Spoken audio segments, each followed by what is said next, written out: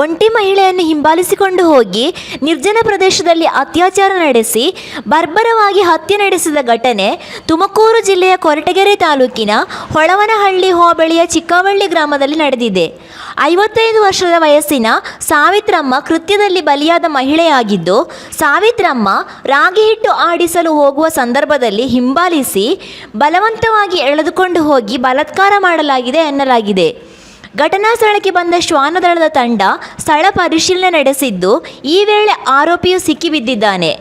ಇದೇ ಗ್ರಾಮದ ಮಲ್ಲಿಕಾರ್ಜುನ ಎಂಬಾತ ಹತ್ಯೆ ಆರೋಪಿಯಾಗಿದ್ದು, ಈತ ಸಾವಿತ್ರಮ್ಮನವರ ಸಂಬಂಧಿಯಾಗಿದ್ದು, ಜಮೀನು ವಿಚಾರದಲ್ಲಿ ಸಾವಿತ್ರಮ್ಮನವರಿಗೂ ಆರೋಪಿಗೂ ಜಗಳ ನಡೆಯುತ್ತಿತ್ತು ಎನ್ನಲಾಗಿದೆ. ಇದೇ ದ್ವೇಷದ ಹಿನ್ನೆಲೆಯಲ್ಲಿ ಸಾವಿತ್ರಮ್ಮನವರನ್ನು ಅತ್ಯಾಚಾರ ನಡೆಸಿ ಹತ್ಯೆ ಮಾಡಿದ್ದಾನೆ ಎಂದು ಸ್ಥಳೀಯರು ಹೇಳುತ್ತಿದ್ದಾರೆ.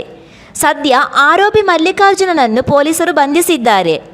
ಮಹಿಳೆಯ ಮೃತದೇಹವನ್ನು ಮರಣೋತ್ತರ ಪರೀಕ್ಷೆಗಾಗಿ ತುಮಕೂರು ಜಿಲ್ಲಾಸ್ಪತ್ರೆಗೆ ರವಾನಿಸಲಾಗಿದ್ದು, ಪೊಲೀಸರ ತನಿಖೆಯ ಬಳಿಕ ಘಟನೆಯ ಸತ್ಯಾಸತ್ಯತೆ ತಿಳಿದು ಬರಬೇಕಿದೆ.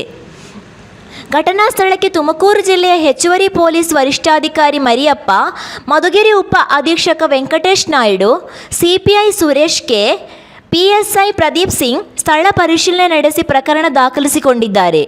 ವರದಿ ಮಂಜುಸ್ವಾಮಿ ಎಂಎನ್, ಕೊರಟಗೆರೆ.